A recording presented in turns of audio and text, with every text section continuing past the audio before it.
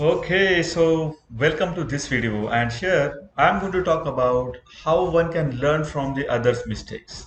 And the 483s and warning letters issued by FDA becomes the natural source to identify what kind of mistakes other people are doing into the pharmaceutical industry.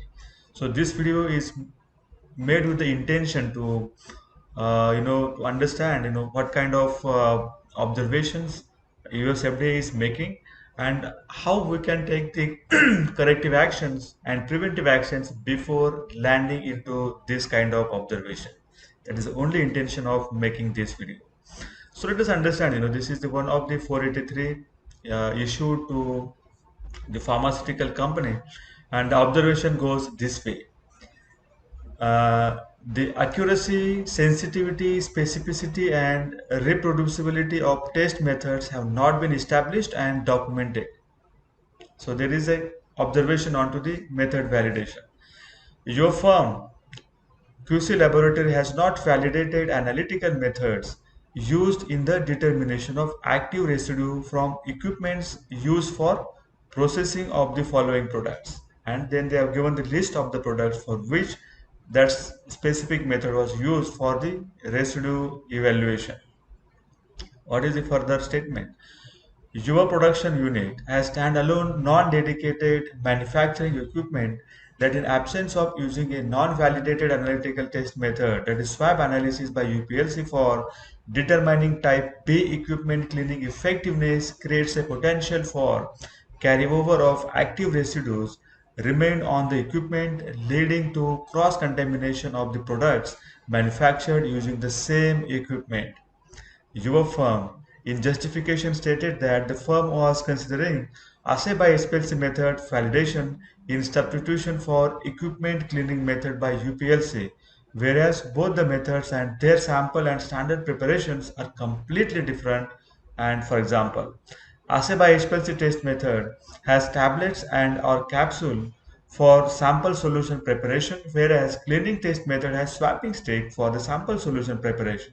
The concentration of sample and standard solution varies for both the test solutions. So what this observation stands for?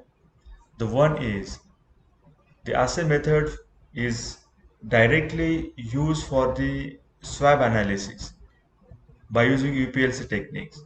So organization must have transferred this SPLC method onto the UPLC with the intention of probably increasing the response by increasing the response onto the UPLC. But what they missed to validate the method appropriately in making an effort in understanding whether the UPLC method now, the so-called UPLC method, is really going to be suitable for residue analysis. So one cannot use the assay method for the residue analysis. And the reason is very simple. Because in case of assay, your sample matrix is going to be different. The second can be the response is very, very low, which is in case of assay suitable. But in case of residue analysis, you want to have a response with the LOQ of, let us say, zero point 0.1 ppm based on to your macro value, right? And which may not be suitable at that low level concentration. So though your assay method is perfectly all right for assay concentration, it may not suit well, may not meet the intended purpose in case of the residue analysis. So you can use the same parameters. You can increase the sample concentration. I mean, you can increase the method sensitivity by the way the QC has done right way from moving from HPLC to the UPLC. But what they missed to validate the method to understand whether now the UPLC method, which is needs to be used for residue analysis, going to meet the requirement in case of its sensitivity, accuracy, specificity, linearity. So this is the message to the entire analytical fraternity, that we need to understand, if we are making any change, right? In case of even HPLC method as well, from HPLC, assay method from HPLC to UPLC, still we need to validate that method. But here it is, the purpose is entirely different. from assay quantification to residue quantification, and hence the method needs to be validated.